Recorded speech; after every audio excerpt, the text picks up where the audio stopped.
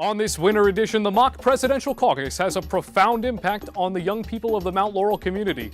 The Media Center organizes the event to get the school student body involved in the voting process, and I go into the field to report on the happenings. Then students strengthen their academic skills through hard work and determination. The Tutoring Center, home to a dedicated staff of student and professional educators, enhance the academic performance of a multitude of students.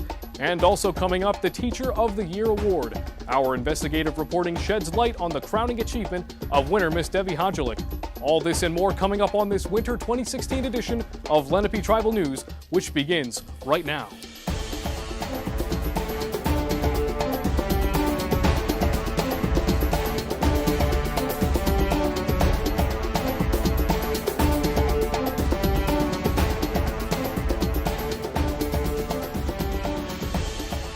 Hello, and welcome to Lenape Tribal News. I'm Shannon Lambert alongside Jack Watson. As the temperatures dropped around Lenape High School, the number of achievements in the school climbed even higher. That's right, Shannon. What do we have to start us off today? There are many astonishing teachers here at Lenape High School, which makes the task of choosing the Teacher of the Year challenging for the selection committee. Business teacher Miss Debbie Hodgelik is this year's recipient. Jules Baker takes a closer look at this year's process. Teacher of the Year Award recognizes educators all over the nation for their hard work and inspiration to students. This annual award starts at a school level. Lenape High School selected Mrs. Debbie Hodgelik as this year's winner. Teacher of the Year is awarded at every school in the Lenape district. This distinction is granted to teachers who show respect towards their peers and show hard work inside and outside the classroom. Nominees are selected by staff and other officials throughout the community. Mr. Kevin Kelly, the business department supervisor, was happy to see a teacher in his department earn this recognition. I guess the dynamics for somebody to be honored for Teacher of the Year, there's a lot of qualities that come into play. They have to be acknowledged by their peers. So basically it goes out to the entire staff for nominations, and usually it's about things that they do in their classes and also things that they do outside of their classrooms, whether it be assisting staff with certain aspects of what they do every day or just being who they are. Luke D'Alessandro, a student of Mrs. Hodgelik's Accounting 1 class, felt that she was very deserving of this honor. I do believe Ms. Hodgelik deserves a Teacher of the Year award. She always goes above and beyond to make sure all the students understand everything in her class and to make sure that everything goes smoothly. She's very patient, respectful, and she's very considerate to all of her students. This award is certainly an honor for Mrs. Hodgelik. I was happy, naturally. I was happy. I was humbled. They brought my family in, so that was kind of cool. It was very exciting to see my family come in too and see me in my setting where I work. And it was kind of overwhelming at the same time. I was shocked, so it took a few minutes to kind of take it all in. Debbie Hodgelik shows dedication to her students as well as staff. Her qualities are beyond expectations and she's very passionate about teaching. She most definitely deserves Teacher of the Year. We would like to thank Mr. Kevin Kelly, Luke D'Alessandro, and Mrs. Debbie Hodgelik for their contribution to our story. For Tribal News, I'm Jules Baker. Now back to the studio. As election season rolls around, the Lenape Media Center hosted a mock presidential caucus to inform our student body of the voting process. I had the opportunity to learn more about the impact of the mock caucus. For the Mount Laurel community's youth, the road to the White House in 2016 begins right here at Lenape High School. Students walk through these double doors and experience an actual caucus with actual voting booths. Over a period of 3 days, students are experiencing a live primary situation in which they hear about the policies, positions, and campaign goals of each presidential candidate, represented by a group of Lenape students. World Cultures, English 1, and U.S. History 1 and 2 classes take notes on these elements and gain insight to make an informed decision for which candidate they want to support for the Oval Office. The Media Center event is organized by media specialist Miss JAIME FAUVER, who strongly believes in the impact of the mock caucus event. I think hearing from their own classmates about why they should be supporting one candidate over the other and hearing that other students their age care about these issues, I think that can have the most impact. The students will then enter voting booths and cast their vote for our country's next leader. Much like the votes the 18-year-old students will cast this November, the votes in the mock caucus are cast with actual voting machines. Mr. Gary Plummer is responsible for the voting machines, and he believes in the impact of letting students vote in a real voting environment. I think by having the experience of going to the machine and voting, that it relieves some of the apprehension when they turn 18 and do a real election, that they already have the familiarity of going into the machine. And hopefully that experience, gets the kids out to vote for real elections. Students take a card and hand it to the voting machine operator. The students then choose between the candidates for their respective party.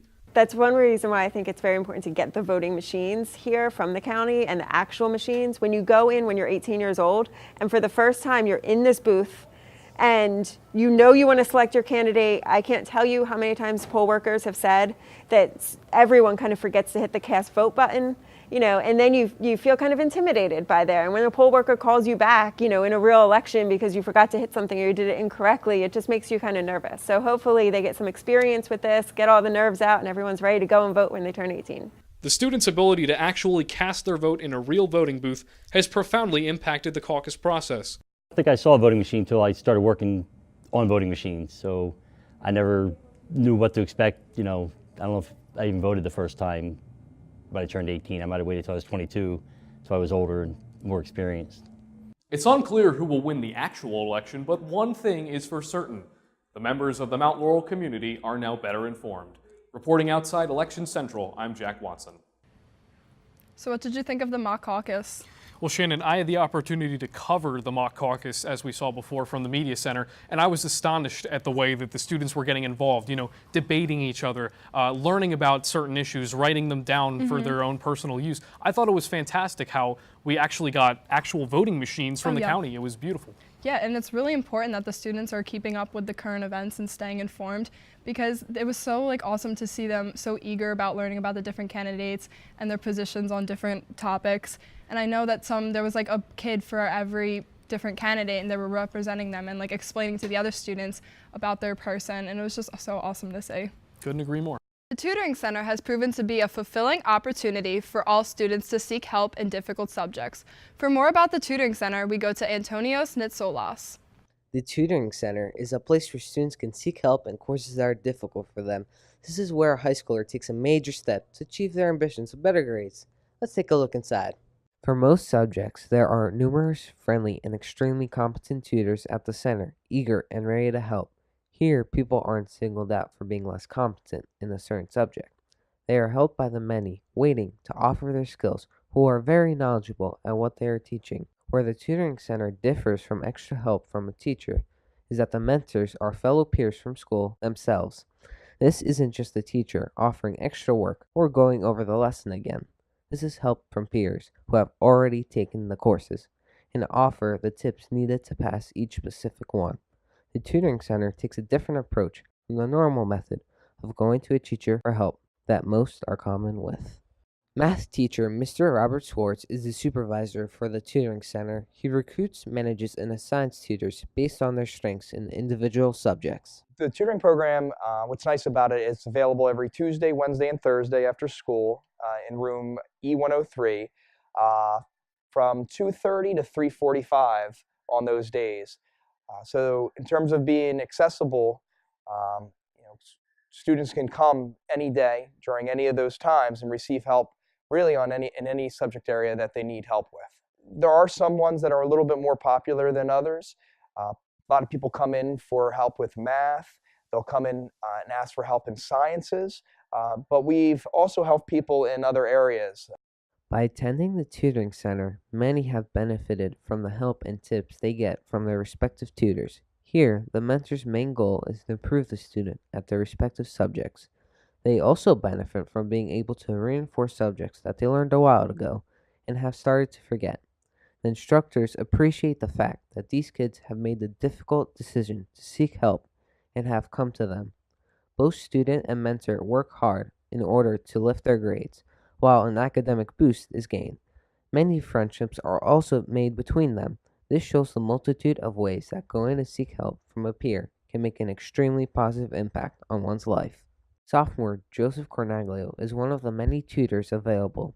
He helps peers mainly with math courses and enjoys helping out anyone that requests his help. Students are a lot more comfortable coming to other students for help rather than a teacher, and students are always at the tutoring center and the teacher could be busy that day. Normally I just see what they're confused with and go through the notes and review it, and then we go through the homework or extra review they have for it. The most recent girl I tutored knew nothing about the Algebra 2 she was learning, and she actually, after I explained it, she did okay on the quiz. The Tutoring Center is an amazing opportunity for students to improve. While a teacher can offer the help in their respective subjects, a peer offers the help from a student's point of view. while also building a friendship that lasts for a long time. This is NITSOLAS reporting for Tribal News. Now back to the studio. And now our school life correspondent Megan Corey joins us live in the studio with some of the best happenings over the winter. Hi Megan, how are you? I'm great. There are many thrilling winter events that the students were involved with this season. Lenape's annual March for Martin was a fulfilling, respected event. Students from different clubs and athletics marched around the school as the legacy of Dr. Martin Luther King Jr.'s speech spoke through the halls. On February 10th, the couples game was a night filled with a mix of romance and comedy. Congratulations to junior Chase Campbell and sophomore Cassie Hoxett for winning this fierce competition. The stands were filled with crowds of people on the night of February 19th. The 20 competing teams ducked, dove, and dodged, but one team dodged the most, claiming themselves champions, Team VPC. And now a look at some other events for this spring. Students were invited to attend the Dress for Success seminar on Friday, March 11th. There they learned how to write a resume, fill out a job application, complete working papers, answer interview questions, and dress to impress so they could wow employees at this year's job fair. We'll have much more about the job fair on our spring edition of Tribal News. That's just a few big events that we have ahead. We'll of course have coverage on this and much more, so stay tuned. Back to you, Jack and Shannon. Thank you very much, Megan. I'm sure we're all very excited for the warm weather in the spring. How many Americans would say that they cannot cook? Well, probably more than you think. The teachers behind the popular elective Foods and Nutrition are attempting to change that. For more on this class, we go to Josh SZASZ. Foods and Nutrition class is unlike any other course in the school. Considering you generally don't learn how to cook in math and English, Foods and Nutrition class is a unique alternative to traditional subjects. Foods and Nutrition allows students to learn about nutrition and healthy eating. Most importantly, students learn how to cook and maintain a healthy lifestyle. Students also learn about cuisines from around the globe and how to prepare them. How do you cook in school, you might ask? Just like science labs, Foods and Nutrition has ovens, stoves, and microwaves for baking and cooking. It's just like a science lab, but with food. Nikki Reedy is a student who takes foods and says they find foods very enjoyable class that will help everyone in the future and the present. In foods, we learn about how to cook different types of vegetables and meats and fruits, and you just do a lot of different recipes and stuff. I hope to learn more about just using appliances and stuff and knowing how to cook a lot of different things. Mr. Eastlick is one of the foods teachers. He thinks Foods and Nutrition is right for everyone to take. Well, we have 3 different foods classes or courses. Foods 1 is your basic foods. You learn about fruits, vegetables, grains, and you cook something for each unit. Foods 2, which is my favorite, is actually international cuisine. So what you do is you learn about a country. There are things that affect the cuisine like geography, culture, and climate, and then you make something that is authentic to that country, and we go throughout around the world. And this year is the first time we're actually running Foods 3, and that's a little bit higher level culinary arts, a little bit more of what they called creative foods. So it's a little bit more involved culinary stuff. Foods and Nutrition is also a very practical class to take. You'll be cooking sometime in your life, whether for yourself or your family. Instead of going to a different class outside of school for basics, you could take it right here at Lenape as an elective. This also fills the requirement of a 21st century elective. I would recommend it to anyone. For the people that say they can't cook, it's probably good for them because they can learn how to cook. And for people that think that they are very good at cooking, we can use that, at least confidence, and have them learn a little bit more. I think it really should be taken by everyone because foods, cooking and eating right is very important. So I think everyone should take it. Foods and Nutrition is without a doubt a different experience from other electives in this school.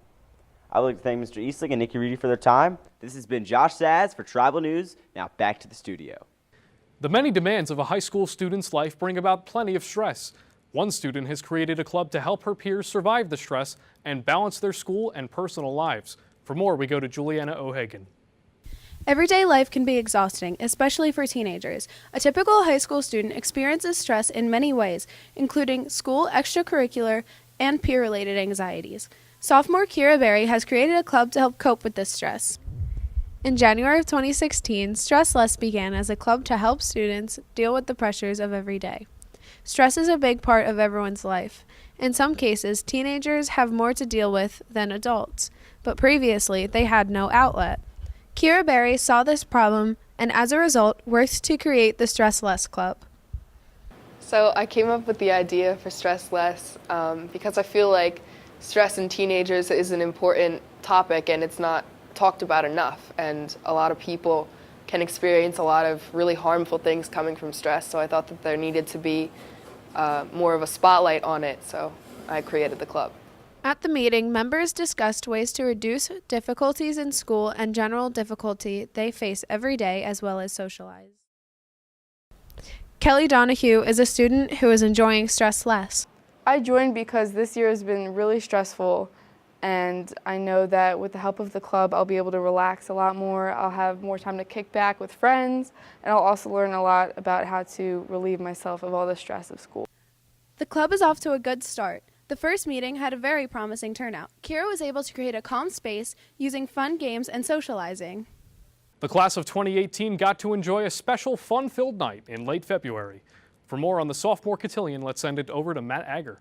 Dresses and ties flooded the North Cafeteria on the night of February 26th. The Sophomore Cotillion was dedicated to the class of 2018. In order for this dance to take place, many students and staff had to help out.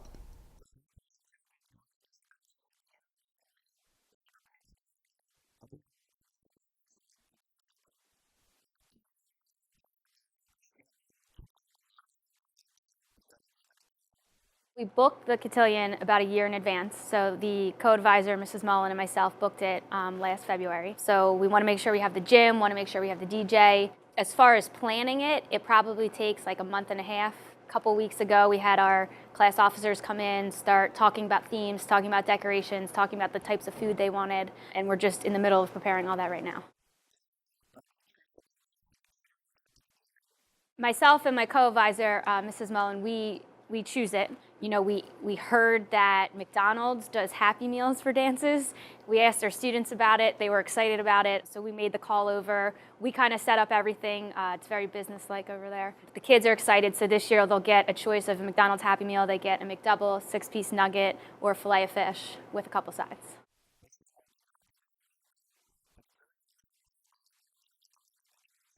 A lot of the pre-stuff is myself and Mrs. Mullen. Our class officers, like our president, vice president, we have about 12 to 15 students come.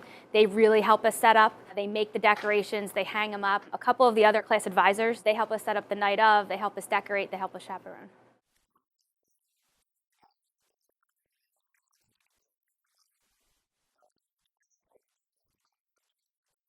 The theme is I'm feeling lovely tonight, so it's going to be a lot of hearts and red and pink. It's a Sadie Hawkins, so girls ask guys, which is very different than the normal dances, but you don't have to go with a date, but it's just a fun way to kind of change things up.